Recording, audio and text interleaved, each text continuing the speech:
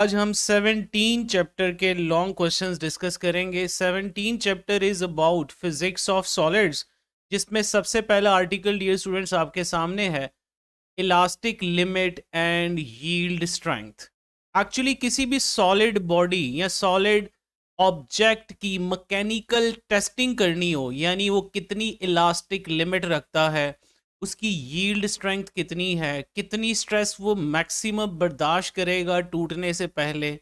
So all these kind of properties can be calculated using a mechanical testing machine. ये आपको dear students जो mechanical testing machine नज़र आ रही है, इसमें आप ये देख सकते हैं,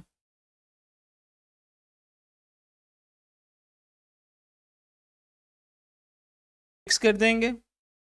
अब ये मशीन इसके ऊपर स्ट्रेस अप्लाई करेगी और इस बॉडी में as a result strain produce होगा। अब ये मशीन हमें स्ट्रेस और स्ट्रेन का ग्राफ बना के देगी। उस ग्राफ को देखकर हमें इस मटेरियल की मैकेनिकल प्रॉपर्टीज़ के बारे में अंदाज़ा होगा। तो आइए अब हम नेक्स्ट स्ट्रेस स्ट्रेन कर्व की तरफ चलते हैं। Here you can see X Y coordinate system. Stress strain curve बनाते हुए स्ट्रेस हम लेते हैं वाई एक्सिस पे, stress is denoted by sigma letter, और एक्स एक्सिस पे डियर स्टूडेंट्स हम स्ट्रेन लेते हैं। स्ट्रेन को हम एप्सिलॉन ई से रिप्रेजेंट करते हैं।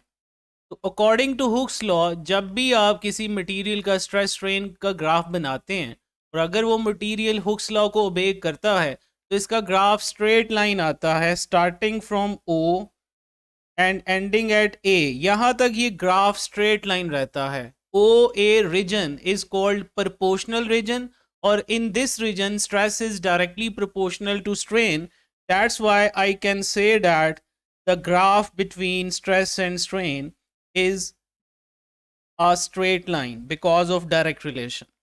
लेकिन जैसे ही डियर स्टूडेंट्स आप इस ए पॉइंट को क्रॉस करेंगे तो ग्राफ स्ट्रेट नहीं रहता। It means graph straight A point तक रह रहा है, इसलिए ए पॉइंट पे जितनी भी स्ट्रेस की वैल्यू होगी इसे कहते हैं sigma P. This is called proportional limit of stress. proportional limit of stress. This is the maximum value of stress which can be endured or withstand by any material, up to which the stress is directly proportional to strain, or up to which the stress strain curve follows a linear relationship is a straight line. लेकिन जैसे ही आप इस straight line portion को cross करते हैं तो अब ये ग्राफ आपको कर्व होता हुआ दिखाई दे रहा है। ए पॉइंट के फौरन बाद डियर स्टूडेंट्स एक और पॉइंट होता है जिसे हम पॉइंट बी कहते हैं। This point B is called yield point, या इसे हम इलास्टिक पॉइंट भी कहते हैं। ऑल दो इनमें हल्का सा फ़र्क होता है, लेकिन फ़िलहाल उसकी डिस्कशन अब यहाँ पे नहीं करेंगे हम। Yield point and elastic point, यानी बी पॉइंट तक बॉडी इलास्टिक है। इट मींस बी पॉइंट तक आप स्ट्रेस लगाते हो तो बॉडी अपने आप को रिकवर करने की एबिलिटी रखती है, लेकिन बी पॉइंट को क्रॉस करने पे एक लिमिट आ जाएगी और इस लिमिट को हम इलास्टिक लिमिट कहते हैं। इलास्टिक लिमिट यानी the maximum value of stress under which a body has ability to recover its original shape, और above which the material loses this ability to recover its original shape is called elastic limit. अब it means मैं ये कह सकता हूँ कि ये जो O से A तक रीजन है, ये डियर स्टूडेंट्स प्रोपोर्शनल रीजन है। प्रोपोर्शनल। और जो O से B तक रीजन है डियर स्टूडेंट्स, ये दो हिस्सों में डिवाइडेड है, O से A फिर A से B। O से A वाला पार्ट ये प्रोपोर्शनल भी है, प्रोपोर्शनल भी है, और साथ में इलास्टिक भी है। लेकिन जो ए बी पोर्शन है ये इलास्टिक है बट नॉट प्रोपोर्शनल। सो अब बी के बाद जितना भी आप ग्राफ फॉलो करेंगे उस पोर्शन को हम प्लास्टिक रीजन कहेंगे, उस रीजन का नाम प्लास्टिक रीजन होगा, यानी reverse of elasticity is called plasticity. Further आगे चलते हुए आप इसका ये एक टॉप पॉइंट देख रहे हैं। इस टॉप पॉइंट पे डियर स्टूडेंट्स ये मैक्सिमम वैल्यू ऑफ स्ट्रेस आपको मिलेगी। This is denoted by sigma M और also defined as UTS, ultimate tensile strength, the maximum value of stress which can be endured by any material before breaking। यानी टूटने से पहले एक material जितनी maximum stress बर्दाश्त करेगा वो UTS कहलाती है। फिर उसके बाद ऑफ कोर्स जब मैक्सिमम स्ट्रेस बर्दाश्त कर लेता है मटेरियल, उसके बाद ग्राफ डाउनवर्ड आ रहा है डियर स्टूडेंट्स। वाई डाउनवर्ड आ रहा है? क्योंकि UTS तक पहुंचने से पहले ही मटेरियल के अंदर एक्चुअली ब्रेकिंग शुरू हो जाती है, क्रैक्स पैदा होना शुरू हो जाते हैं।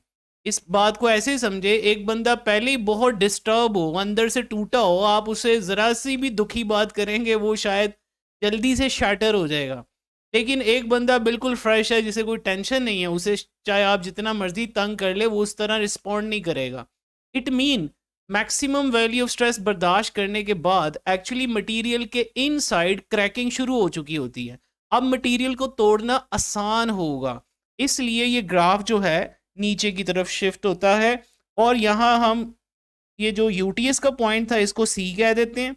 C के बाद जब ग्राफ नीचे आ रहा है तो यहाँ किसी एक D पॉइंट पे मटेरियल ब्रेक हो जाएगा। तो D पॉइंट पे जितनी भी स्ट्रेस की वैल्यू होगी इसे फ्रैक्चर स्ट्रेस कहते हैं, denoted by sigma F, which is less than maximum value of stress or UTS.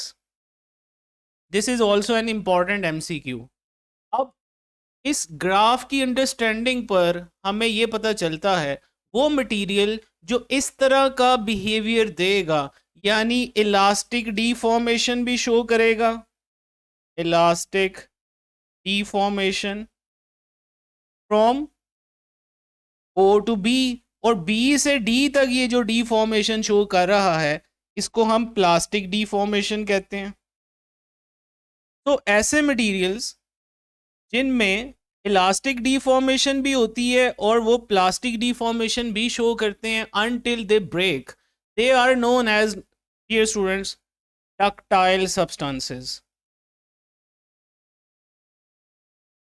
तो एट द एंड आपने ये दो डेफिनेशंस लिखनी है, डक्टाइल सब्सटेंसेस की definition and number 2 dear students brittle substances.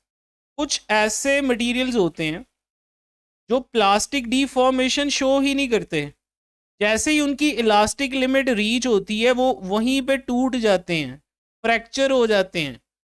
उन मटेरियल्स को हम ब्रिटल सब्सटेंसेस कहते हैं। ब्रिटल सब्सटेंसेस में ग्लास आएगा, हाई कार्बन स्टील आएगा। डक्टाइल सब्सटेंसेस में सारी मेटल्स आ जाएंगी डियर स्टूडेंट्स।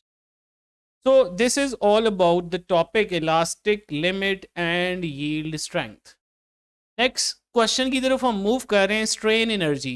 डियर स्टूडेंट्स, जब किसी वायर को खींचा जाए तो ऑफ कोर्स हम उसे खींचने में कुछ काम करते हैं, हमारा किया गया काम ही उसके अंदर स्टोर हो जाता है in the form of potential energy, जिसे हम कहते हैं स्ट्रेन एनर्जी। अब स्ट्रेन एनर्जी को कैलकुलेट करने के लिए हम ग्राफ बनाते हैं फोर्स और एक्सटेंशन के दरमियान। एक्स एक्सिस पे हमने एक्सटेंशन को रख दिया। एक्सटेंशन को हम वैसे तो डेल्टा एल से रिप्रेजेंट करते हैं, लेकिन इस पर्टिकुलर टॉपिक में स्मॉल एल यहाँ एक्सटेंशन है। ये बात मैं सेपरेटली यहाँ पे लिख देता हूँ, ये याद रहे इस टॉपिक के लिए पर्टिकुलरली कि चेंज इन लेंथ को हम एल से रिप्रेजेंट कर रहे हैं और जो स्टार्टिंग लेंथ होती है उसको हम कैपिटल एल से रिप्रेजेंट कर रहे हैं। तो अकॉर्डिंग टू दिस स्ट्रेन क्या बनेगा? स्ट्रेन होता है change in length over original length, लेकिन इस टॉपिक में चेंज इन लेंथ को हम स्मॉल एल ले रहे हैं और ओरिजिनल लेंथ को कैपिटल एल ले रहे हैं। ये थोड़ा सा नोटेशंस का फ़र्क रहेगा, इस चीज़ को ज़रा याद रखिएगा। नेक्स्ट अब हम ग्राफ बनाएंगे। Of course straight line graph आएगा फोर्स और एक्सटेंशन के दरमियान भी, और हल्का सा ये टर्न होके ये इसकी इलास्टिक लिमिट आ गई। सपोज ये वही बी पॉइंट है, इलास्टिक पॉइंट। याद रहे स्ट्रेन एनर्जी किसी मटेरियल में तब तक स्टोर होती है जब तक आप उसकी इलास्टिक लिमिट के अंदर रहते हो। अगर इलास्टिक लिमिट को क्रॉस कर दोगे तो तब तो उस बॉडी के अंदर कोई एबिलिटी नहीं रहेगी अपने आप को रिकवर करने की. That's why under elastic limit the amount of work done in a stretching a wire is actually stored in the form of potential energy of atoms, because the atoms of that material displaces away from their mean position and acquiring or storing a potential energy which we call strain energy. अब force और displacement graph के under अगर area लिया जाए, suppose कीजिए ये कोई point है ए पॉइंट, इस ए पॉइंट पे मैं स्ट्रेन एनर्जी निकालना चाह रहा हूँ. तो इस ए पॉइंट पर नीचे आके मैंने एक्स एक्सिस पे एक्सटेंशन देखी तो वो L1 है, और इस जगह पे जो फोर्स आएगी दिस इज़ F1. अगर आप इस फोर्स एक्सटेंशन ग्राफ के अंडर एरिया कैलकुलेट कर लें, उसके लिए तरीका क्या है, क्योंकि फोर्स वेरिएबल है तो छोटे छोटे रेक्टेंगल्स बनाएंगे, तमाम रेक्टेंगल्स का एरिया ऐड कर देंगे तो एक्चुअली ये इस ट्राइंगल का एरिया ही बनेगा. तो मैं कह सकता हूँ कि जो स्ट्रेन एनर्जी है, this is actually the amount of work done in stretching a wire, and this amount of work done is given by the area of triangle. Triangle का नाम रख लेते हैं AOC. अच्छा जी, इस ट्राइंगल का जो एरिया है this is 1/2 base into height. ये स्टूडेंट्स इसकी बेस है L1, हाइट है F1. So this is the first expression for strain energy, 1/2 F1 L1. Call this equation number 1. अब मुझे इसी एक्सप्रेशन को थोड़ा सा चेंज करके इलास्टिसिटी में कन्वर्ट करना है.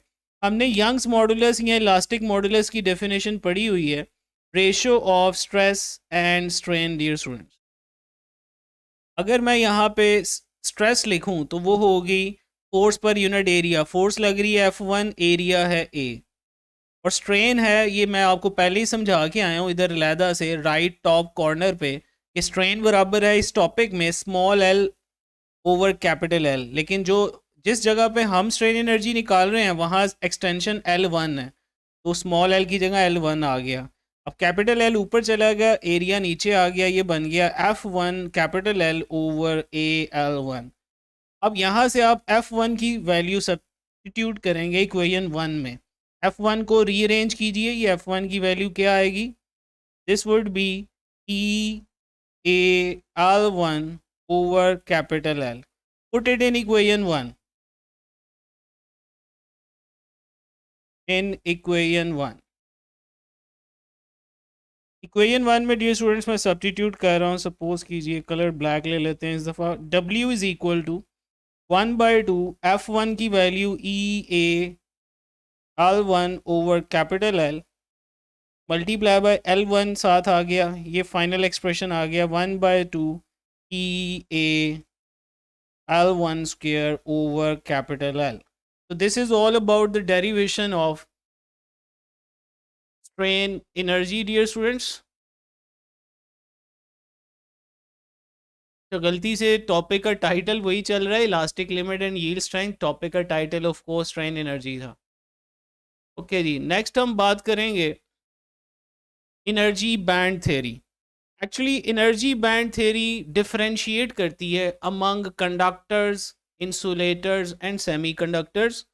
और actually energy band theory talk about energy bands, तो हमें एनर्जी बैंड के बारे में पहले पता होना चाहिए.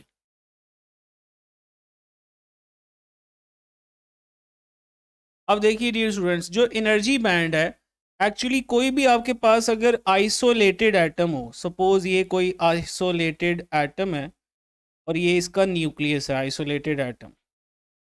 अब इसके इर्द गिर्द जो इलेक्ट्रॉन्स रिवॉल्व कर रहे होंगे इन सर्कुलर ऑर्बिट्स, वो यूं घूम रहे हैं. तो आइसोलेटेड एटम के केस में तमाम इलेक्ट्रॉन्स एनर्जी लेवल्स में पाए जाते हैं, एनर्जी लेवल्स. लेकिन हम बात कर रहे हैं सॉलिड्स की. सॉलिड्स में atoms are closely packed, very much closely packed. अब क्लोजली पैक्ड होने की वजह से जो एक एटम है वो आइसोलेटेड नहीं है, बल्कि करोड़ों अरबों एटम्स के इर्द गिर्द उसके मौजूद हैं. यानी वो करोड़ों एटम्स के दरमियान रह रहा है, तो इस टाइम इसके इलेक्ट्रॉन्स की एनर्जी नेबरिंग एटम्स की वजह से स्प्लिट हो जाएगी डिफरेंट सब शेल्स में। उन तमाम सब शेल्स की कलेक्शन को कहते हैं एनर्जी बैंड, यानी collection of sub shells due to interaction of neighboring atoms के इंटरेक्शन की वजह से एक्चुअली जो इलेक्ट्रॉन की एक लेवल पे एनर्जी थी वो स्प्लिट हो जाती है 3-4 हिस्सों में। उन तमाम हिस्सों को जोड़ के अब हम क्या नाम देंगे, एनर्जी बैंड। नेक्स्ट अब बात करेंगे एनर्जी बैंड की। एक्चुअली हमारे पास 4 टाइप्स होती हैं डियर स्टूडेंट। पहली टाइप आपके पास फिक्स एनर्जी बैंड है।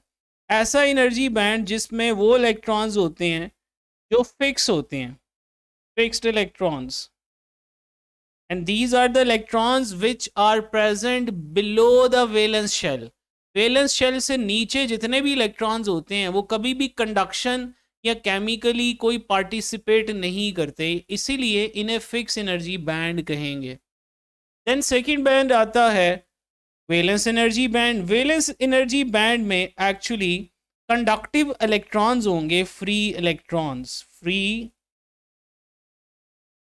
ये मैंने फ्री इलेक्ट्रॉन्स बोल दिए। वैलेंस एनर्जी बैंड में वैलेंस इलेक्ट्रॉन्स होंगे, there would be valence electrons. Valence electrons are those electrons which are lying in the valence shell. आखिरी शेल के जो इलेक्ट्रॉन्स होते हैं उन्हें वैलेंस इलेक्ट्रॉन्स कहते हैं। ओके, फिर third band dear students conduction energy band है। ये वो एनर्जी बैंड है जिसमें अगर एक इलेक्ट्रॉन वैलेंस बैंड से छोड़ के अगर इस बैंड में आ गया तो अब इस बैंड के अंदर वो फ्रीली मूव कर सकता है, इसीलिए इसके अंदर फ्रीली मूविंग इलेक्ट्रॉन्स होंगे डियर स्टूडेंट। और यही freely moving electrons conduction of electricity का बाइस बनेंगे इसके अंदर, इसीलिए इस बैंड का नाम पड़ गया कंडक्शन एनर्जी बैंड।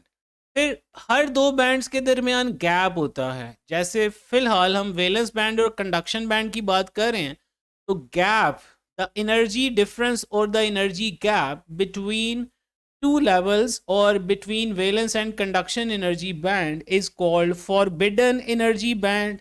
इसे फॉरबिडन गैप भी कहते हैं, इसे डेल्टा ई भी कहते हैं। ये एक्चुअली गैप होता है। आइए इस बात को मैं अब आगे एक्सप्लेन करता हूँ आपको। इन केस ऑफ इंसुलेटर्स, हम जानते हैं कि इंसुलेटर्स में कोई फ्री इलेक्ट्रॉन्स नहीं होते। इट मीन्स कि इसकी जो एनर्जी बैंड डायग्राम बनेगी, इसमें ये VEB का मतलब वैलेंस एनर्जी बैंड है, CEB का मतलब कंडक्शन एनर्जी बैंड है, और इनके दरमियान जो फॉरबिडन एनर्जी गैप है that is very large dear students. Very large होने की वजह से कोई इलेक्ट्रॉन के पास इतनी एबिलिटी नहीं है कोई इस लार्ज गैप को कवर करके कंडक्शन में जा सके, इसलिए सारे इलेक्ट्रॉन्स कंडक्शन बैंड में ही, वैलेंस बैंड में ही रहेंगे और कंडक्शन बैंड यहाँ पे एम्प्टी होगा। यानी वैलेंस बैंड यहाँ पे कंप्लीटली फिल्ड होगा, कंप्लीटली फिल्ड। कंडक्शन बैंड यहाँ पे एम्प्टी होगा और एक लार्ज फॉरबिडन गैप होगा, very large, because of which no free electrons are available for conduction in case of insulators। यही बात अगर हम कंडक्टर्स के लिए देखें तो कंडक्टर्स के केस में वैलेंस बैंड और कंडक्शन बैंड का काफ़ी हिस्सा ओवरलैप कर रहा होता है, यानी इस केस में no forbidden band is present, so no energy gap, no energy gap, that is, यहाँ मैं ये कहना चाह रहा हूँ डेल्टा ई ज़ीरो है।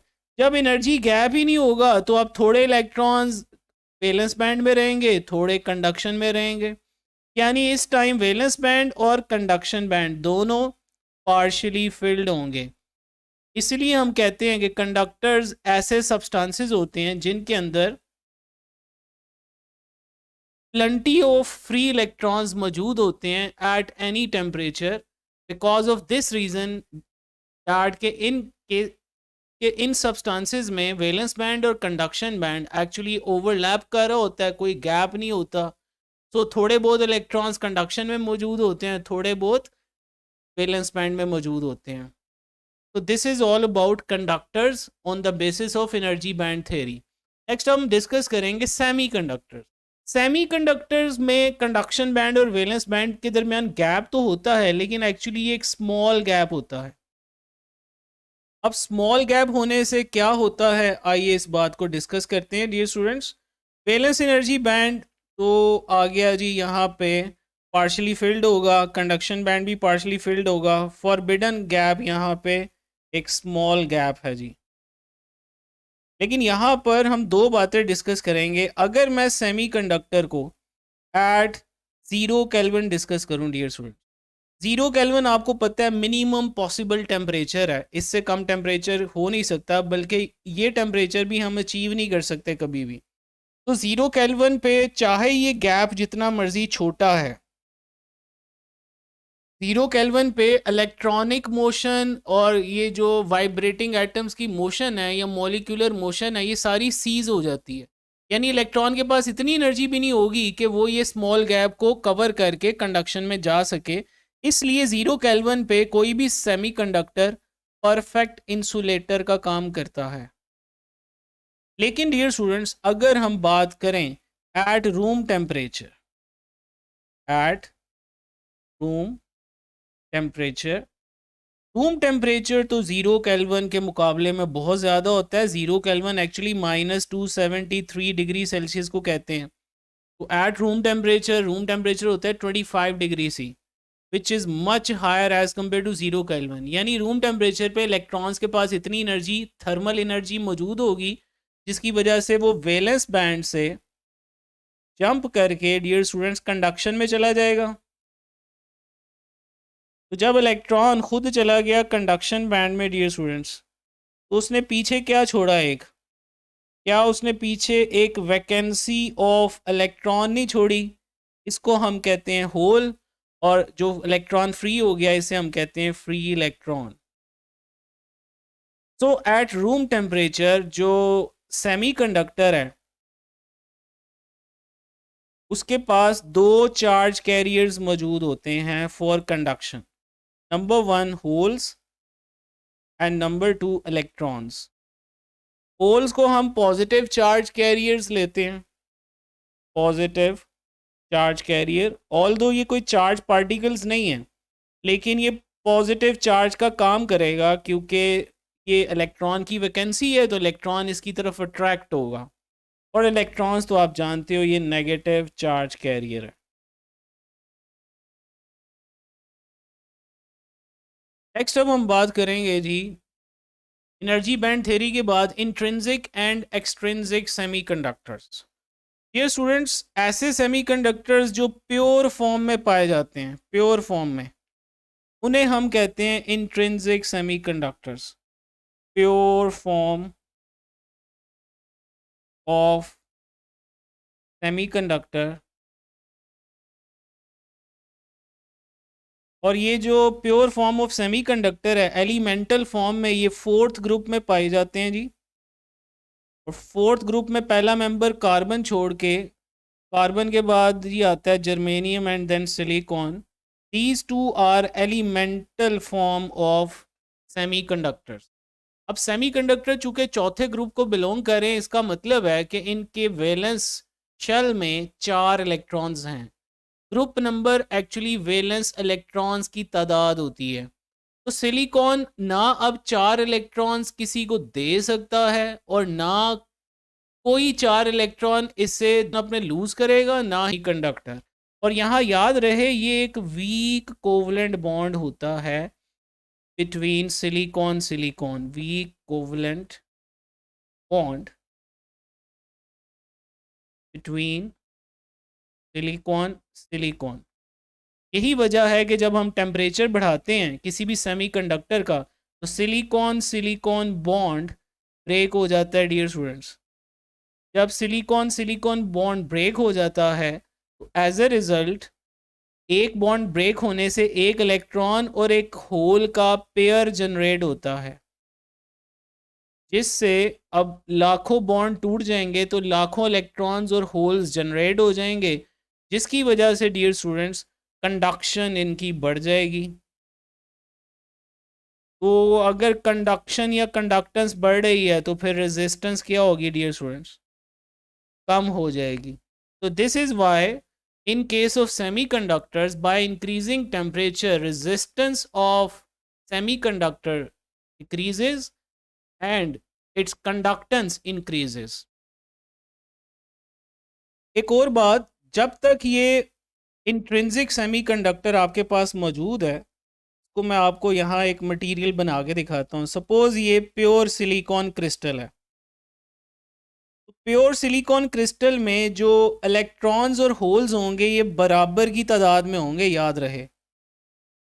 यानी अगर मैं इसके अंदर 2, 4, 6, 8, 10 इलेक्ट्रॉन शो किए हैं तो साथ 10 होल भी होंगे, क्योंकि जब ये इलेक्ट्रॉन होल थर्मल एनर्जी की वजह से बन रहे होते हैं तो जितने इलेक्ट्रॉन्स ऊपर कंडक्शन बैंड में शिफ्ट होते हैं उतने ही पीछे वैकेंसी वो छोड़ेंगे। So in case of pure semiconductors the number of electrons is just equal to number of holes.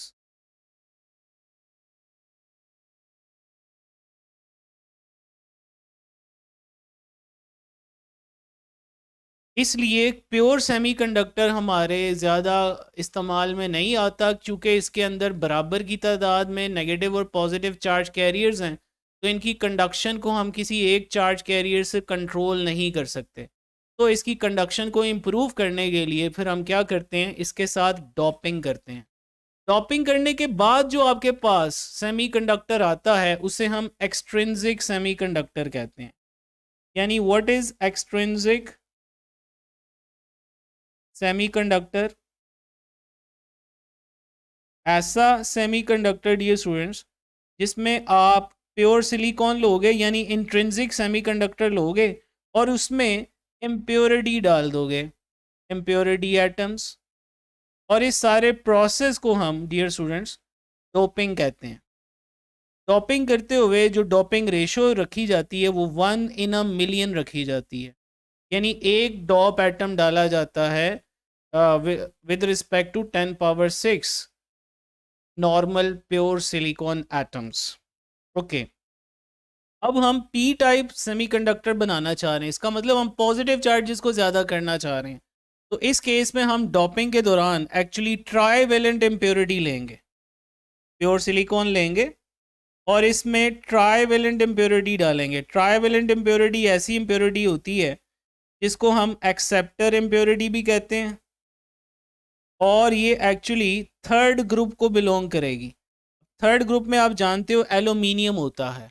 Suppose कर लीजिए अब सेमीकंडक्टर सिलिकॉन के क्रिस्टल में एल्यूमिनियम के एटम्स आ गए।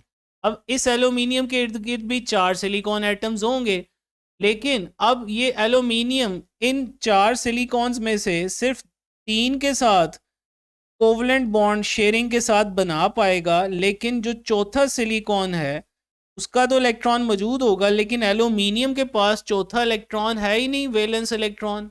क्योंकि एल्यूमिनियम थर्ड ग्रुप में है तो इसके वैलेंस इलेक्ट्रॉन 3 होते हैं, तो ये एक चौथे बॉन्ड के अंदर एक खाली जगह छोड़ देगा, यानी एक होल पैदा कर देगा। अब एज ए रिजल्ट ज़रा सोचो, पहले सिचुएशन क्या थी? मैंने आपको मटेरियल समझाते हुए इस तरह बताया था कि मैंने यहाँ पे 10 इलेक्ट्रॉन्स बनाए थे और साथ 10 होल बनाए थे। ये था प्योर सिलिकॉन जिसमें बराबर की तादाद में इलेक्ट्रॉन्स और होल्स मौजूद थे। अब आपने इसके अंदर अगर सपोज कर लिया कि 100 आपने एल्यूमिनियम एटम डाल दिए हैं तो वो 100 होल पैदा होंगे। अब इन होल्स के साथ इलेक्ट्रॉन नहीं कोई पैदा होगा, क्योंकि ये थर्मली जनरेटेड होल नहीं है, ये इम्प्योरिटी डालने की वजह से होल बना है। तो ट्राईवेलेंट इम्प्योरिटी एटम डालने से होल्स की तादाद बढ़ना शुरू हो जाएगी, लाइक दिस। होल्स अब इस मटेरियल में मेजॉरिटी में आ जाएंगे और इलेक्ट्रॉन्स डियर स्टूडेंट्स माइनॉरिटी में हो जाएंगे, क्योंकि इनमें पॉजिटिव चार्ज कैरियर्स की तादाद ज़्यादा हो गई है। इसीलिए इसको कहते हैं जनाब पी टाइप सेमीकंडक्टर, जिसमें जो होल्स हैं ये मेजॉरिटी कैरियर्स होंगे, majority charge carriers,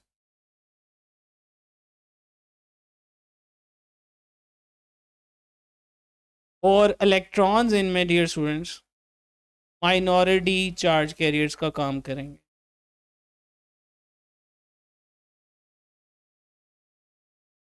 okay, next अब हम एन टाइप की तरफ मूव करेंगे डियर स्टूडेंट्स। एन टाइप में हमें अब नेगेटिव चार्जेस ज़्यादा करने हैं, यानी इलेक्ट्रॉन ज़्यादा करने हैं।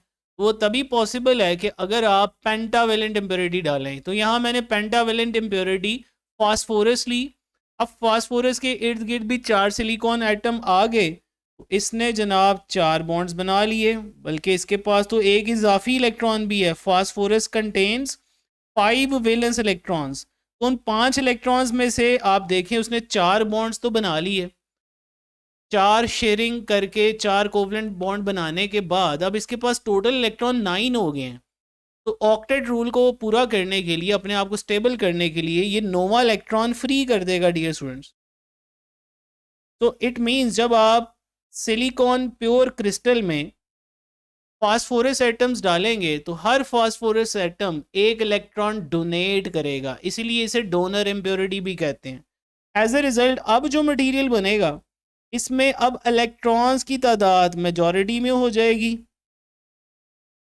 और होल्स माइनॉरिटी में होंगे, लाइक दिस। ऐसे मटेरियल को या ऐसे सेमीकंडक्टर को कहते हैं जनाब एन टाइप सेमीकंडक्टर। नेक्स्ट अब हम मूव करेंगे dear students magnetic properties of solids. First heading है इसकी आपके सामने, origin of magnetism. Actually what is meaning of origin of magnetism, इसके लिए हमें कुछ बात रिकॉल करनी है। आप जानते हैं कि एक करंट कैरिंग सोलेनॉइड का अगर फील्ड आपको याद है तो वो कुछ ऐसा बनता था डियर स्टूडेंट्स, लाइक दिस।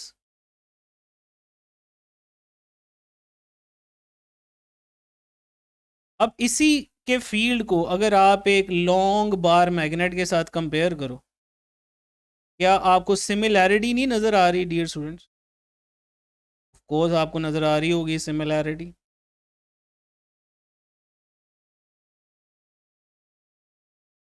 तो यहाँ से एक इंक्वायरिंग माइंड ने सोचा कि जिस तरह एक लॉन्ग मैग्नेट का, एक लॉन्ग बार मैग्नेट का मैग्नेटिक फील्ड होता है, उसी तरह करंट कैरिंग सोलेनॉइड का मैग्नेटिक फील्ड होता है। तो यहाँ से साबित हुआ कि जो ओरिजिन ऑफ मैग्नेटिज्म आ रहा है वो एक्चुअली मोशन ऑफ चार्जेस है और इलेक्ट्रॉन्स हैं in the form of current, जो इस कॉइल में फ्लो करते हैं और मैग्नेटिक फील्ड प्रोड्यूस करते हैं। अब किसी भी एटम में इलेक्ट्रॉन्स दो तरह की मोशन कर रहे होते हैं, एक स्पिन मोशन कर रहे होते हैं और एक ऑर्बिटल मोशन कर रहे होते हैं। इन दोनों मोशंस की वजह से ये मैग्नेटिक फील्ड प्रोड्यूस कर पाते हैं। This is the origin of magnetism. Next अब हम बात करेंगे जी डायामैग्नेटिक सब्सटेंसेस। अब ज़रा सोचिए, सपोज आपके पास एक एटम है, this is an atom of a material.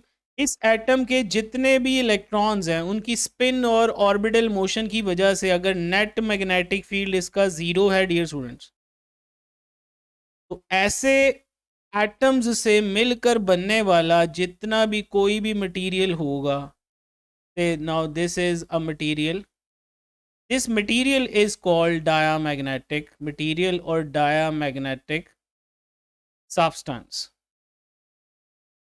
इसमें वाटर, कॉपर, बिस्मथ, एंटीमनी, ये इसकी एग्जांपल्स आपकी बुक में लिखी गई हैं जो कि आपको याद होनी चाहिए। तो ऐसे सब्सटेंसेस जिसमें ऑर्बिटल मोशन और स्पिन मोशन ऑफ इलेक्ट्रॉन्स की वजह से जो नेट मैग्नेटिक फील्ड होता है वो एडअप होके ज़ीरो हो जाता है। तो जब एक एटम का नेट मैग्नेटिक फील्ड ज़ीरो होगा तो उन एटम से बनने वाले सब्सटेंस का भी नेट मैग्नेटिक फील्ड ज़ीरो होगा। ऐसे मटेरियल्स को डायामैग्नेटिक सब्सटेंसेस कहते हैं। अब डियर स्टूडेंट्स इसके बाद आता है पैरामैग्नेटिक सब्सटेंसेस। अब दोबारा से आप कोई एटम सपोज कीजिए, अब इस एटम का सपोज कीजिए कि एक मैग्नेटिक फील्ड ज़ीरो नहीं है, यानी इस एटम के अंदर इलेक्ट्रॉन्स की जो इलेक्ट्रॉनिक कन्फिग्रेशन है या उनकी जो स्पिन और ऑर्बिटल मोशन इस तरह से ओरिएंटेड है कि इनका एक एटम का net magnetic field non zero है, यानी it has some value of magnetic field. तो बताइए ज़रा, क्या इस एटम से छोटा फिर कोई मैग्नेट हो सकता है? नो। इसी एटम को फिर कहेंगे टाइनी मैग्नेट, या इसी का नाम देंगे हम मैग्नेटिक डाइपोल, मैग्नेटिक डाइपोल। अब इन एटम से मिलकर बनने वाला जो भी मटेरियल होगा डियर स्टूडेंट, कोई भी सब्सटेंस जो इन एटम से मिलकर बन रहा होगा, उसको हम कहेंगे para magnetic substance. Paramagnetic substance में ऑक्सीजन भी आती है। आप लोगों ने केमिस्ट्री फर्स्ट ईयर में MOT पढ़ते हुए पढ़ा था magnetic nature of oxygen molecule, जिसमें आप साबित करते थे कि ऑक्सीजन की इलेक्ट्रॉनिक कन्फिग्रेशन में एंड पे जाके दो इलेक्ट्रॉन्स अनपेयर्ड रह जाते हैं, जिनका मैग्नेटिक फील्ड कैंसिल नहीं होता, जिसकी वजह से उसका एक मैग्नेटिक इफेक्ट पैदा होता है। अब पैरामैग्नेटिक सब्सटेंसेस में आयरन ऑक्साइड भी आएगा, ऑक्सीजन आ गया, other examples are also there. Next अब हम थर्ड कैटेगरी की तरफ चलेंगे, दैट इज फेरोमैग्नेटिक सब्सटेंसेस। अब डियर स्टूडेंट्स, पैरामैग्नेटिक और फेरोमैग्नेटिक में ज़रा फ़र्क को समझते हैं। सपोज करें ये कोई मटेरियल है तो ये पैरामैग्नेटिक है। अब पैरामैग्नेटिक के एक एटम का मैग्नेटिक फील्ड तो होता ही है, लेकिन पैरामैग्नेटिक मटेरियल में हर एटम का फील्ड अपनी डायरेक्शन में, अपनी ओरिएंटेशन में होता है, रैंडम डायरेक्शन में होता है। यानी पैरामैग्नेटिक में एक्चुअली जंगल का कानून चल रहा है, हर एटम अपनी मर्जी कर रहा है, कोई किसी की नहीं सुन रहा। इसीलिए तो ये इतना काम का मटेरियल नहीं है हमारे लिए। इंजीनियरिंग पॉइंट ऑफ व्यू से फेरोमैग्नेट ज़्यादा काम का मटेरियल है। अब फेरोमैग्नेट में क्या होता है? फेरोमैग्नेट में आप समझ लो अल्लाह का कोई फरिश्ता आता है और उन्हें एटम्स को थोड़ा समझाता है कि भाई मिलजुल के रहो। तो अब अगर ऐसा मटेरियल आपके पास आ जाए जिसके अंदर एटम्स का मैग्नेटिक फील्ड भी हो और उन सब्सटेंसेस के अंदर कुछ डोमेन्स पाई जाएंगी, कुछ इलाके पाए जाएंगे जिनके अंदर 10 पावर 12 से 10 पावर 16 एटम्स मौजूद होते हैं, और ये सारे एटम्स मिल के कोऑपरेट करते हैं,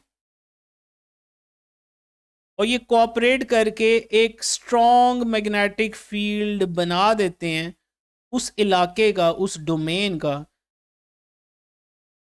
अगर मैं पूछूं पैरामैग्नेटिक मटेरियल को मैग्नेटाइज करना आसान होगा जहां हर एटम अपनी मर्जी कर रहा है, कि उस मटेरियल को जहां डोमेन्स पाई जाती हैं, ऑफ कोर्स जहां डोमेन्स पाई जाती हैं। यहाँ पे अब जब डोमेन्स आप बनाएंगे जी, अब एक और डोमेन इस तरह बना लीजिए, मुख्तलिफ डोमेन्स आप बना सकते हैं लाइक दिस। मिलीमीटर में इनका साइज़ होता है और 10 पावर 12 से 10 पावर 16 एटम्स एक डोमेन के अंदर हो सकते हैं। एक डोमेन में तो डायरेक्शन एक ही रहेगी, लेकिन जो दूसरी डोमेन में है डायरेक्शन डिफरेंट हो सकती है, लाइक दिस, लाइक दिस। यानी अगर आप पूरे मटेरियल की बात करो तो इसका भी net magnetic field approximately zero ही है, क्योंकि तमाम डोमेन्स रैंडम ऑर्डर में ओरिएंटेड हैं।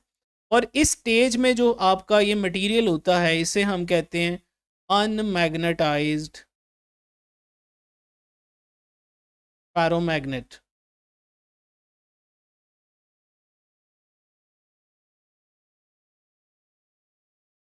ओके, उसके बाद व्हाट इज मैग्नेटाइजेशन। अगर डियर स्टूडेंट्स मैं यहाँ पर ये जो मटेरियल है इसको करंट कैरिंग सोलिनाइड के अंदर रख दूँ, ये करंट कैरिंग सोलिनाइड बनाया मैंने। अब सोलिनाइड इसके ऊपर एक फील्ड अप्लाई करेगा लाइक दिस। अब इस फील्ड की वजह से क्या होगा, ये सारी डोमेन्स लाइन अप हो जाएंगी। अब मैं ज़रा इसको येलो से शो कर देता हूँ, तमाम डोमेन्स सेम डायरेक्शन में ओरिएंटेड हो जाएंगी।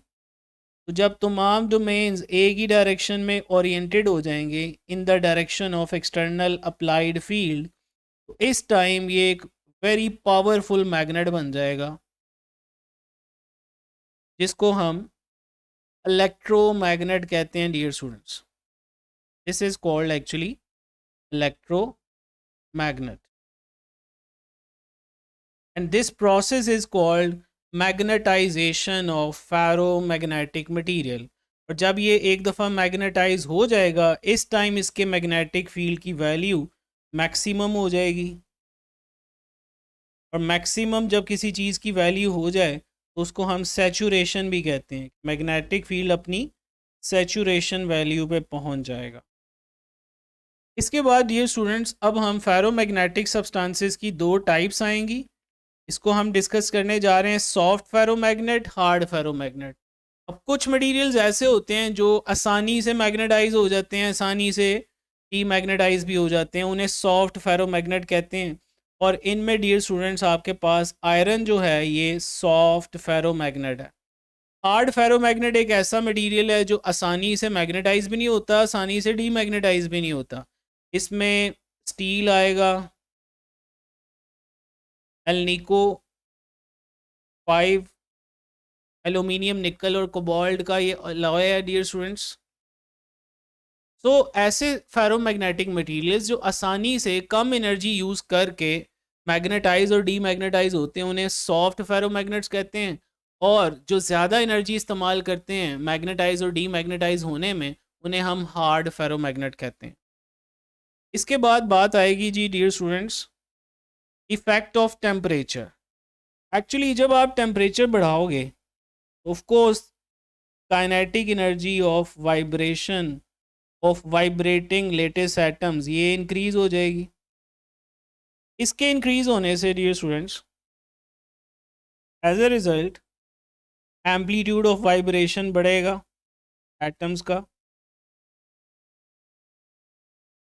अब एम्पलीट्यूड बढ़ते बढ़ते बढ़ते एक वक्त आएगा कि ये एम्पलीट्यूड और काइनेटिक एनर्जी इतनी ज़्यादा हो जाएगी कि ये एक्चुअली बॉन्ड को ब्रेक कर देगी. बॉन्ड्स के ब्रेक होने की वजह से एक्चुअली जो डोमेन्स का ऑर्डर है, डोमेन्स का जो ऑर्डर था वो लूज हो जाएगा. इसकी वजह से अब फेरोमैग्नेट नहीं रहेगा बल्कि पैरामैग्नेट बन जाएगा.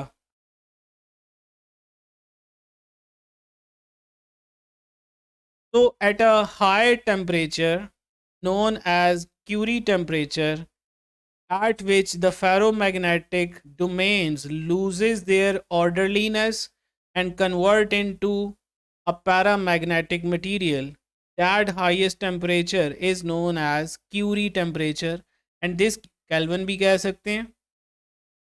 यानी इस टेम्परेचर से नीचे आयरन को रखोगे तो आयरन आपके पास पैरोमैग्नेट होगा, इससे ज़्यादा टेम्परेचर कर देंगे तो आयरन पैरामैग्नेट बन जाएगा. नेक्स्ट अब हम लास्ट क्वेश्चन की तरफ इस चैप्टर पे जा रहे हैं, which is hysteresis loop. Hysteresis loop actually अभी जो हमने टॉपिक पढ़ा है ये उसी से कनेक्ट है. अभी हमने सॉफ्ट फेरोमैग्नेट और हार्ड फेरोमैग्नेट पढ़े, तो हमें कैसे पता चलेगा कि कोई मटेरियल सॉफ्ट है कि हार्ड है. ऑफ कोर्स हम उसको एक्चुअली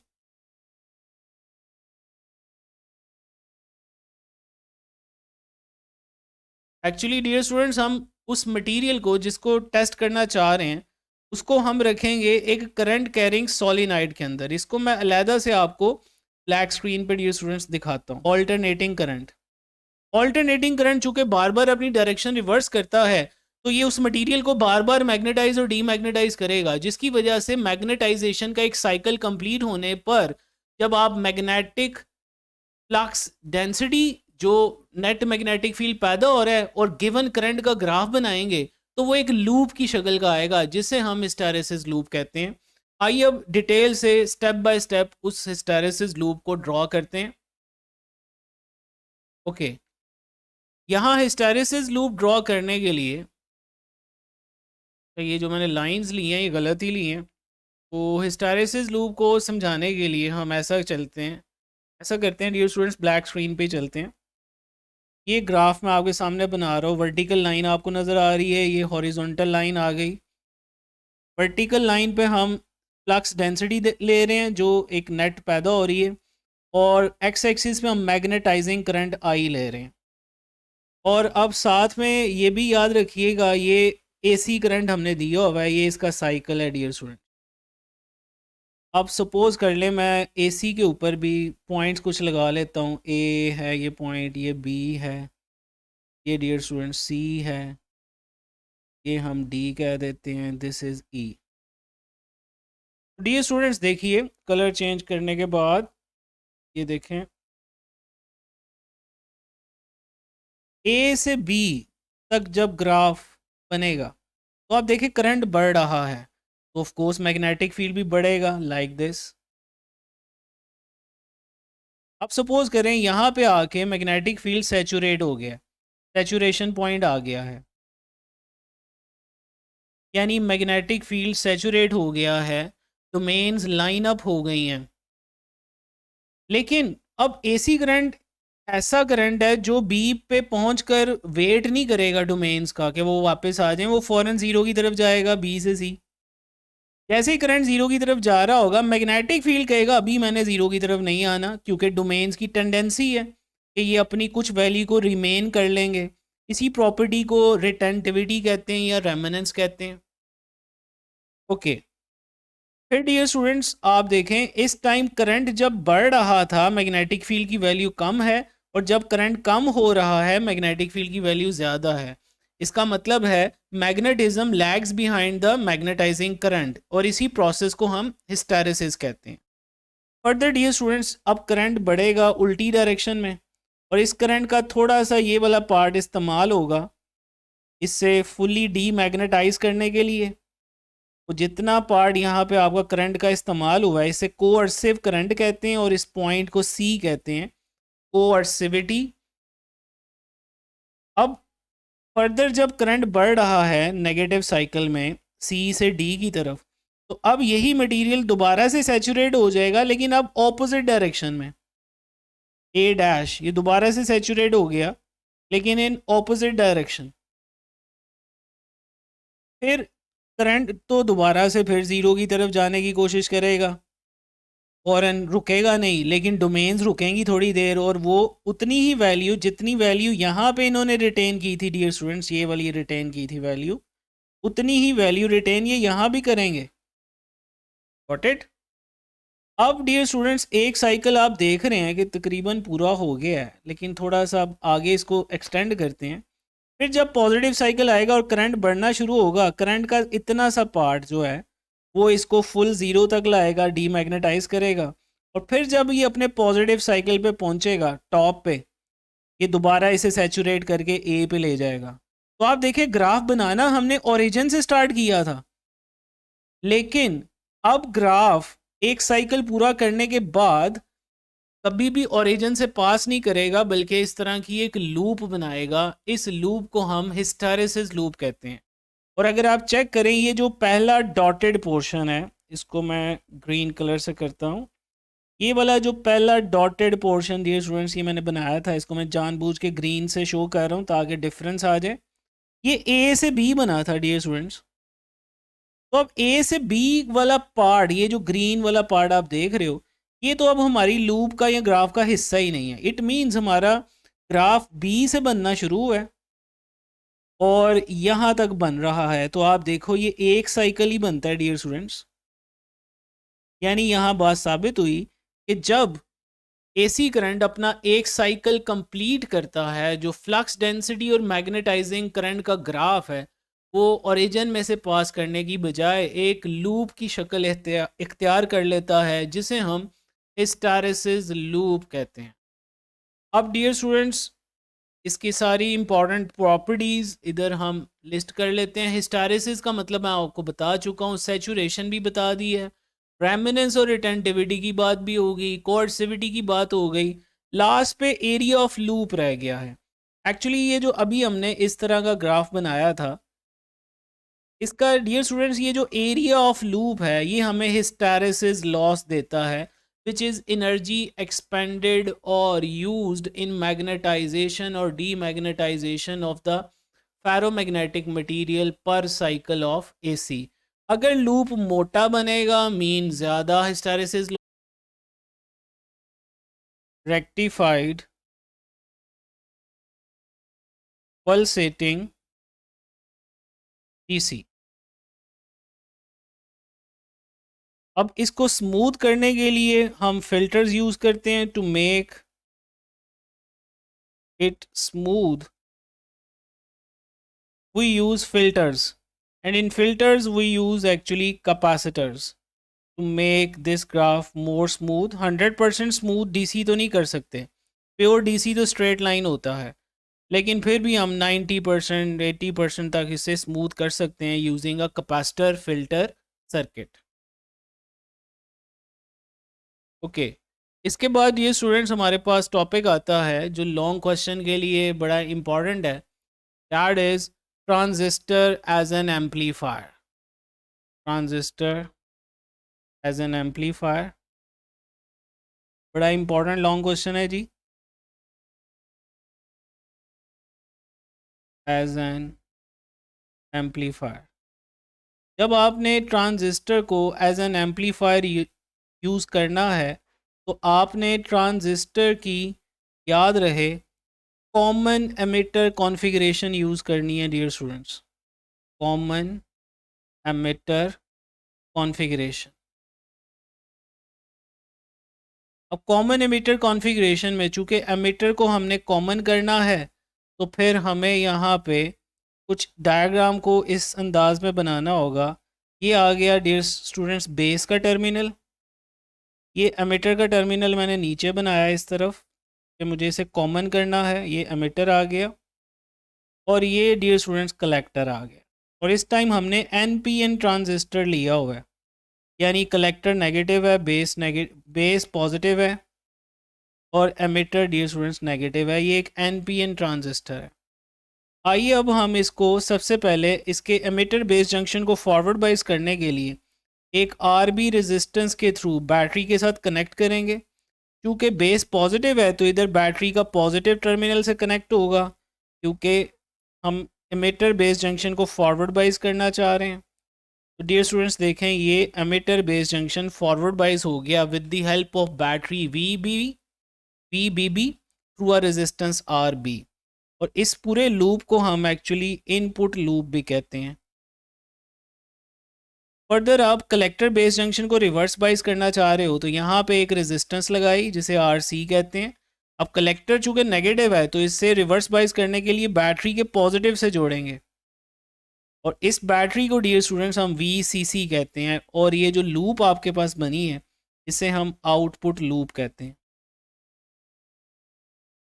अब एक्चुअली इस टॉपिक में हमने करना क्या है, हमने एक्चुअली इस टॉपिक में वोल्टेज गेन का फॉर्मूला डराइव करना है, voltage gain, and this voltage gain is defined as ratio of output voltage divided by input voltage।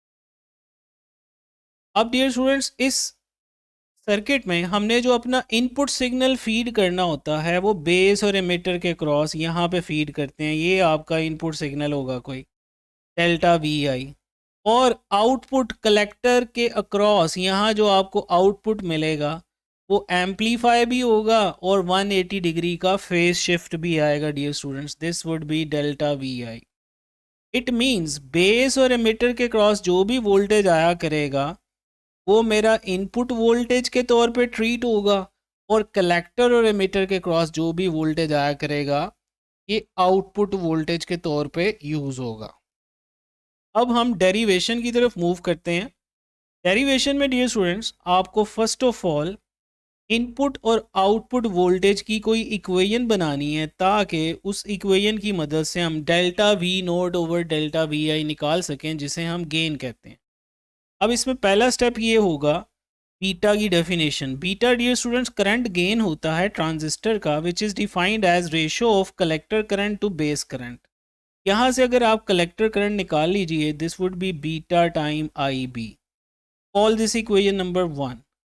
Further अब आपने बेस करंट फाइंड करना है, तो बेस करंट को जो वोल्टेज मिल रहा है इनपुट वोल्टेज वो VBE है, और इनपुट एमिटर बेस जंक्शन जो रेजिस्टेंस है उसे RIE कहते हैं।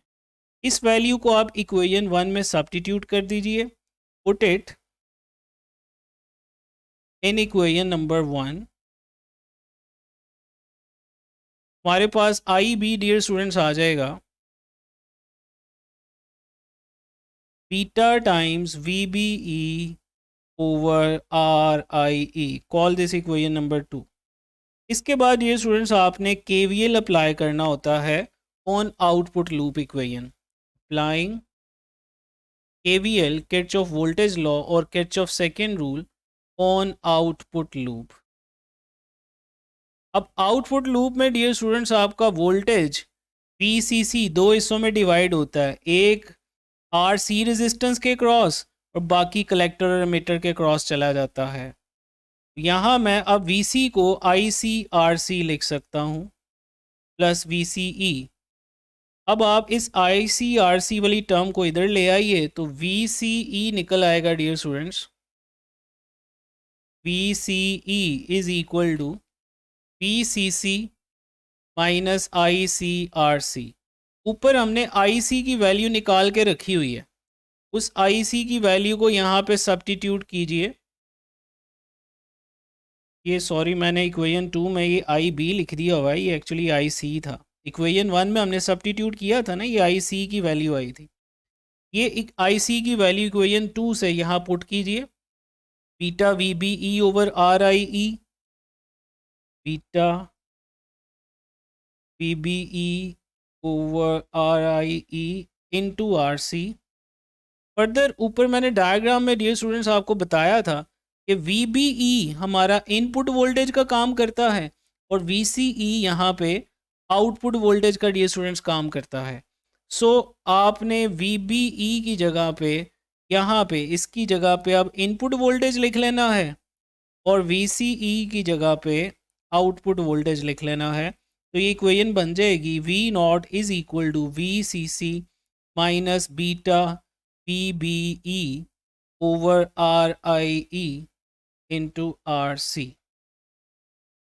अब डियर स्टूडेंट्स यहाँ पे आप आर सी को इधर लिख लो, इसको इधर लिख लो, इससे कोई फ़र्क नहीं पड़ता। ये आ जाएगा मेरे पास V naught equal to V C C minus beta R C over R I E. ये वी बी ई की जगह पे डियर स्टूडेंट्स वी आई लिखना था जो मैं भूल गया, यहाँ वी आई लिखिए। ये आ गई आपके पास इक्वेशन 3। ये इक्वेशन 3 आपको बता रही है कि गिवन इनपुट वोल्टेज के लिए आउटपुट कितना आएगा। अब मैं चेंज मालूम करना चाह रहा हूँ, तो after feeding input signal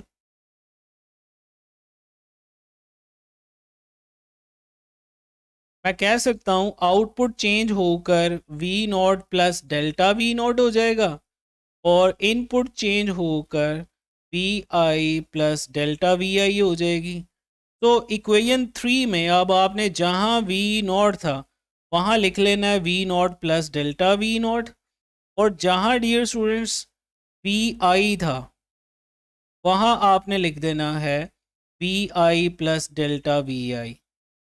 further ये जो टर्म है इसको ओपन कीजिए और ये ब्रैकेट खोल दीजिए, तो ये V naught plus delta V naught is equal to V C C minus beta R C over R I E V I minus beta R C delta V I over R I E. ये equation 4 है। अब equation 3 initial state है equation की, और equation 4 ये उसकी final state है after feeding signal. तो चेंज कितना आया है फाइनल में से इनिशियल माइनस करेंगे। Now subtracting equation 3 from 4, now subtracting 3 from 4 हम पहले लिख लेते हैं V naught plus delta V naught equal to V C C minus beta R C over R I E V I minus beta R C delta V I over R I E. ये equation 4 है। इसके नीचे अब equation 3 लिखेंगे। Equation 3 थी dear students ऊपर आपके सामने, that was V naught equal to V C C, V naught equal to V C C minus beta R C over R I E V I. अब डियर स्टूडेंट्स इन equations को minus करना है, तो जिस इक्वेशन को आप minus कर रहे होते हैं डियर स्टूडेंट्स, जिस को आप माइनस कर रहे होते हैं उसके साइंस आपने चेंज करने होते हैं डियर स्टूडेंट्स। तो आइए इस इक्वेशन के साइन चेंज करते हैं। ये प्लस माइनस हो गया, ये प्लस माइनस हो गया और ये माइनस प्लस हो गया। तो आप देखें ये दोनों टर्म्स कैंसिल हो गई, ये टर्म इस टर्म के साथ कैंसिल हो गई, ये टर्म इस टर्म के साथ कैंसिल हो गई। तो लेफ्ट पे सिर्फ ये एक टर्म बची है डेल्टा वी ओ, और राइट साइड पे ये एक टर्म बची है dear students which is minus beta R C over R I E delta V I. अगले स्टेप में डेल्टा वी आई को क्रॉस मल्टीप्लाई कर दो, तो delta V naught over delta V I which is ratio of output voltage to the input voltage known as voltage gain, इसी को voltage gain कहते हैं। सो वोल्टेज गेन हमारे पास आ गई, कैपिटल ए और जी से भी रिप्रेजेंट करते हैं, minus beta R C over R I E. This is the formula for voltage gain of transistor as an amplifier.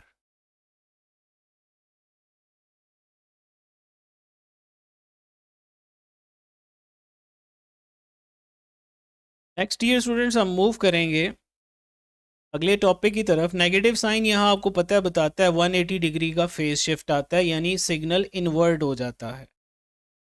Next अब टॉपिक आता है ऑपरेशनल एम्पलीफायर। अब ऑपरेशनल एम्पलीफायर की 4 एप्लीकेशंस बड़ी इंपॉर्टेंट है। Number 1, op amp as inverting amplifier.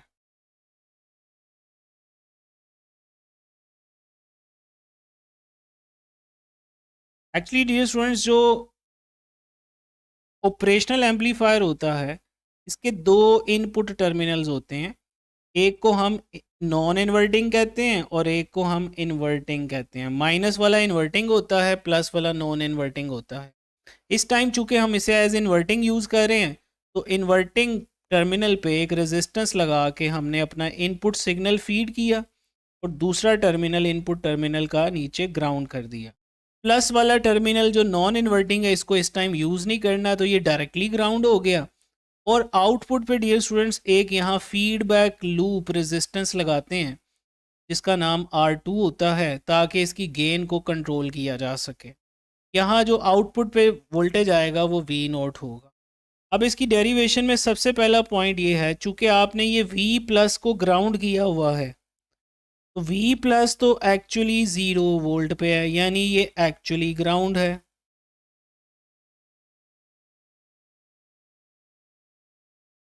लेकिन dear students operational amplifier की यहाँ एक बड़ी इंपॉर्टेंट प्रॉपर्टी होती है, that is for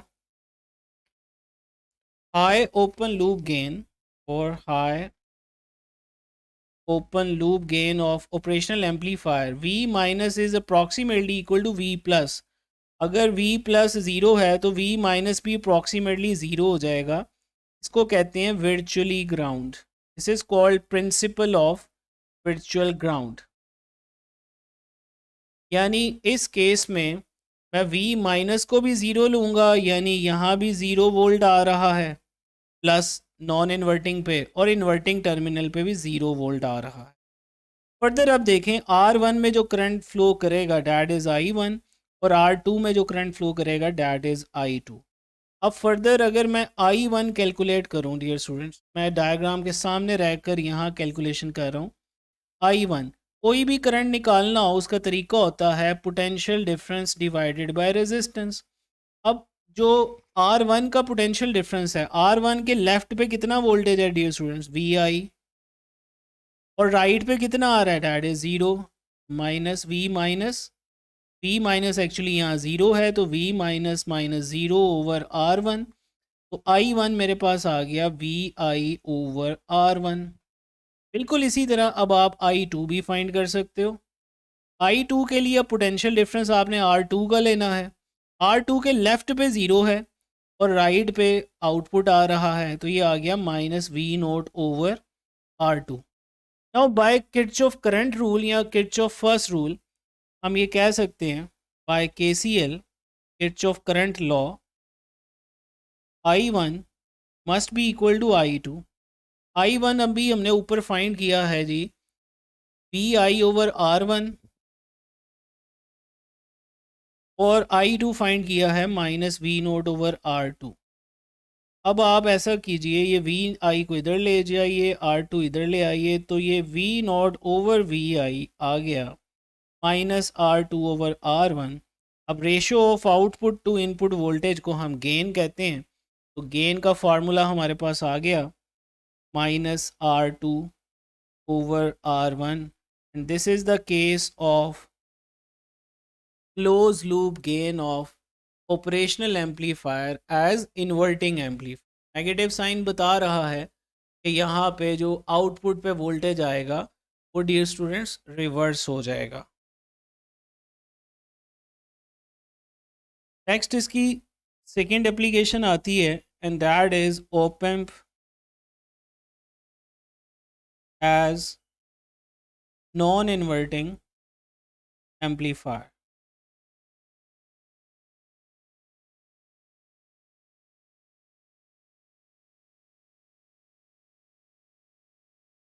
in case of non inverting amplifier इस दफ़ा अब हम अपना इनपुट सिग्नल नेगेटिव की बजाय प्लस पे फीड करेंगे, दूसरा टर्मिनल हमने ग्राउंड कर दिया, और माइनस के साथ वैसे ही एक रेजिस्टेंस R1 लगी हुई है और ये डायरेक्टली इधर ग्राउंड हो गया। फिर एक feedback loop resistance I R2 like this, ये आउटपुट वोल्टेज यहाँ पे आ रहा होगा। इस टाइम R1 में जो करंट है डैट इज़ I1, R2 में जो करंट है डैट इज़ I2। अब डियर स्टूडेंट्स यहाँ पे स्टार्ट होगा डेरिवेशन का। सबसे पहला पॉइंट ये है कि आपने V प्लस को डायरेक्टली इस टाइम इनपुट वोल्टेज दिया हुआ है, तो VI इस टाइम, V प्लस इस टाइम VI के बराबर है। लेकिन अभी हमने पढ़ा था for high open loop gain of operational amplifier V minus approximately V plus के बराबर होता है। V प्लस अगर VI है तो फिर V माइनस भी तकरीबन क्या होगा, VI ही होगा।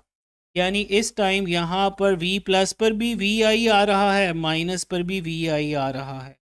इस टाइम डियर स्टूडेंट्स अगर आप करंट I1 निकालो तो R1 के लेफ्ट पे कितना वोल्टेज आ रहा है, ज़ीरो, ये ग्राउंड है, और राइट पे आ रहा है VI ओवर R1, ये आ गया जी minus VI over R1।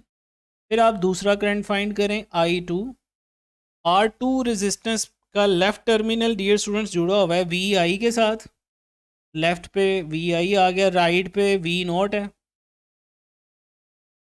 Right पे डियर स्टूडेंट्स V नॉट है, तो डिवाइडेड बाय R2, ये दोनों करंट निकल आए। अब इन दोनों करंट को KCL के मुताबिक बराबर करेंगे। By KCL I can say that I1 is equal to I2। I1 की वैल्यू ऊपर निकाली हमने माइनस VI ओवर R1,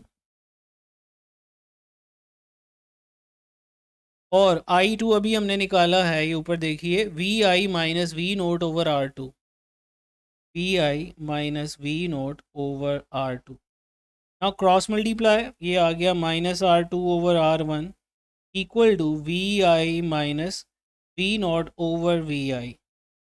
अब राइट साइड पे VI को लेदर लेदर डिवाइड कर दीजिए, तो ये 1 minus V naught over VI आ जाएगा, और लेफ्ट साइड पे minus R2 over R1 as it is है।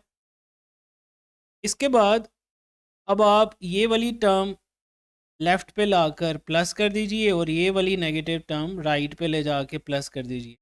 ये आ गया V naught over VI equal to 1 plus R2 over R1। अब ratio of output to input voltage को गेन कहते हैं, सो गेन का फॉर्मूला आ गया 1 plus R2 over R1 in case of operational amplifier as non inverting amplifier.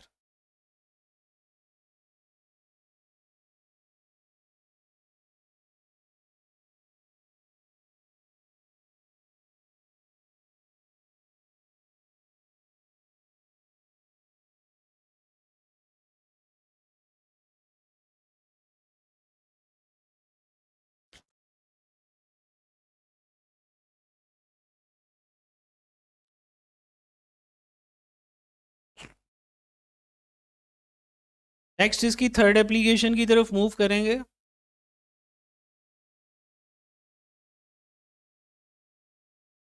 Third application is op-amp as comparator. op-amp as comparator.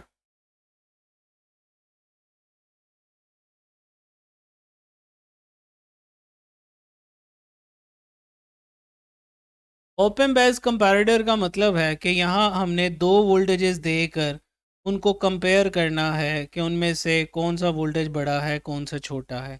जब दो चीज़ों को कंपेयर करना हो तो उनमें से एक चीज़ को रेफरेंस मान लेते हैं।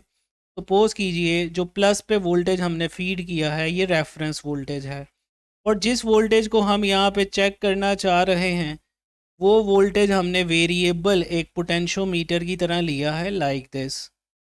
ये स्लाइडिंग टर्मिनल को चेंज करके आप इस वोल्टेज को चेंज कर सकते हो। सो यहाँ पे जस्ट दो बातें आपने लिखनी है। नंबर वन, जब आउटपुट आपका प्लस VCC आएगा इसका मतलब है प्लस वाला वोल्टेज बड़ा है माइनस वाला छोटा है। यानी इस टाइम आप कह सकते हो माइनस वाला वोल्टेज छोटा है प्लस वाले से, यानी V वोल्टेज छोटा है रेफरेंस वोल्टेज से। बिल्कुल इसी तरह अगर मैं कहूँ आपको आउटपुट मिल रही है -VCC, तो इट मीन्स अब माइनस वाला वोल्टेज बड़ा है प्लस वाला छोटा है। इट मीन्स V वाला वोल्टेज इस टाइम रेफरेंस वोल्टेज से ज़्यादा है। सो जस्ट आउटपुट को देखकर हमें पता चल जाता है कि आपका गिवन वोल्टेज रेफरेंस वोल्टेज से बड़ा है कि छोटा है। This is all about op-amp as comparator. Next question की तरफ आते हैं जी। Fourth application and that is comparator as a night switch. Comparator as a night switch.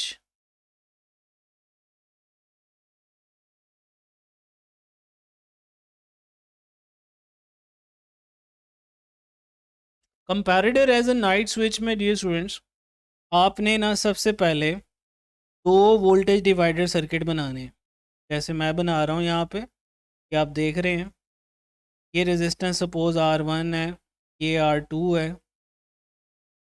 फिर इधर हमने एक LDR लगानी है, लाइट डिपेंडेंट रेजिस्टेंस। इसकी रेजिस्टेंस RL होती है जो इंटेंसिटी ऑफ लाइट के साथ डायरेक्ट इनवर्स रिलेशन रखती है जी। यानी लाइट की इंटेंसिटी ज़्यादा होगी तो RL कम होगा एंड वाइस वर्सा। फिर इसके साथ एक तीसरी resistance I, that is R3। Further आपने इस वोल्टेज डिवाइडर सर्किट को प्लस VCC वोल्टेज दे दिया एक साइड से, दूसरी साइड से इसे ग्राउंड कर। देखिए डे टाइम में जब लाइट की इंटेंसिटी बहुत ज़्यादा होती है तो क्या होगा, पहले हमें यहाँ पे V+ और V- के फार्मूलाज भी लिखने हैं। आइए इन फार्मूलाज को मैं यहाँ लिखता हूँ। V+ वाला वोल्टेज है, इंटेंसिटी ज़्यादा होगी। लाइट की इंटेंसिटी ज़्यादा होने का मतलब है RL कम होगा। अब RL का रिलेशन V+ के साथ इन्वर्स है। जब RL कम होगा तो V+ ज़्यादा होगा।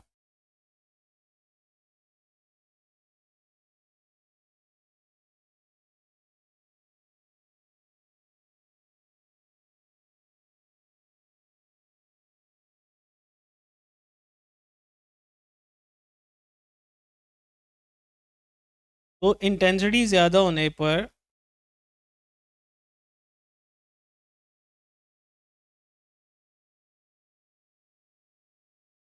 तो ये प्लस माइनस मैंने उल्टा लिख दिया है डियर स्टूडेंट्स। मैं भी यहाँ कंफ्यूज हो रहा था कि आप देखें यहाँ जो मैंने ये प्लस माइनस लिखा हुआ है ये उल्टा लिख दिया हुआ है एक्चुअली। ऊपर वाला टर्मिनल माइनस लेते हैं, नीचे वाला प्लस लेते हैं।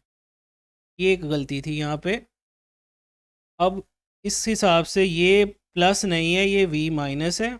जिसे मैंने V- लिखा था ये V+ है। तो एक्चुअली हमने op-amp के माइनस और प्लस ज़रा रिवर्स लिख दिए थे, इसलिए ये हुआ है। सो डे टाइम में जब लाइट की इंटेंसिटी ज़्यादा होगी RL डियर स्टूडेंट्स कम होगा। RL कम होने से V- ज़्यादा होगा। इट मीन्स डे टाइम में V- बड़ा होगा V+ से। जब माइनस वाला वोल्टेज बड़ा हो तो अभी हमने कंपैरेटर में पढ़ा था, इस केस में जो आउटपुट आएगी वो नेगेटिव वाली आएगी, और नेगेटिव वाली आउटपुट रिले क्या करेगी, सर्किट को ऑफ कर देगी, इसलिए डे टाइम में लाइट्स ऑटोमेटिकली ऑफ हो जाएंगी। अब सपोज कीजिए इवनिंग टाइम आ गया है, या टाइम दिन का ही है लेकिन बादल इतने घने आ गए हैं कि ऐसा फील हो रहा है कि शाम हो गई है, यानी किसी भी वजह से लाइट की इंटेंसिटी अगर कम होना शुरू हो जाए और वो अपने क्रिटिकल लेवल से कम हो जाए, यानी लाइट की इंटेंसिटी कम होने से आर बढ़ेगा। जब आर बढ़ता है तो ऊपर वाले फार्मूला के मुताबिक आर बढ़ेगा तो वी माइनस अब कम हो रहा होगा। जब वी माइनस कम हो रहा होगा तो एक वक्त आएगा कि जब वी माइनस छोटा हो जाएगा वी प्लस से। अब जो आपके पास आउटपुट आएगी वो प्लस वीसीसी आएगी, और रिले इस आउटपुट पे इस सर्किट को ऑन कर देगी। तो जैसे ही शाम होगी ऑटोमेटिकली स्विच ऑन हो जाएगी लाइट्स, और दिन होते ही स्विच ऑफ हो जाएंगी लाइट्स। तो this is all about comparator as a night switch. आज के लेक्चर में हमने 17 और 18 चैप्टर के लॉन्ग क्वेश्चंस अटेम्प्ट किए। इंशाल्लाह कल की क्लास में हम 19 और 20 चैप्टर्स को डिस्कस कर रहे होंगे, और 21 जो चैप्टर है इसके लॉन्ग क्वेश्चंस मैं आपको रिकॉर्ड करके शेयर कर दूंगा, वो आपने खुद ही देख लेने हैं। चूँकि आप जानते हो कि 21 चैप्टर्स में से बहुत कम चांस होता है कि बच्चा लॉन्ग क्वेश्चन अटैम्प्ट करे, क्योंकि उसमें ज़्यादातर थ्योरेटिकल लॉन्ग क्वेश्चंस हैं जिनमें पूरे मार्क्स आने के चांस नहीं होते, लेकिन इंशाल्लाह हम उसको भी डिस्कस करेंगे नेक्स्ट लेक्चर्स में। सो यहाँ तक शुक्रिया आप सबका, आपने ज्वाइन किया क्लास को और सब्र से ये क्लास अटेंड की, और आई विल रिकमेंड दैट इंशाल्लाह कि आप लोगों को ये जितना आज के लेक्चर्स में हमने पढ़ा है, जितने भी लॉन्ग क्वेश्चन पढ़े हैं, इनको घर में थोड़ा सा रिव्यू करना ज़रूरी है, तभी इन क्लासेस का भी मैक्सिमम आप फ़ायदा ले सकेंगे।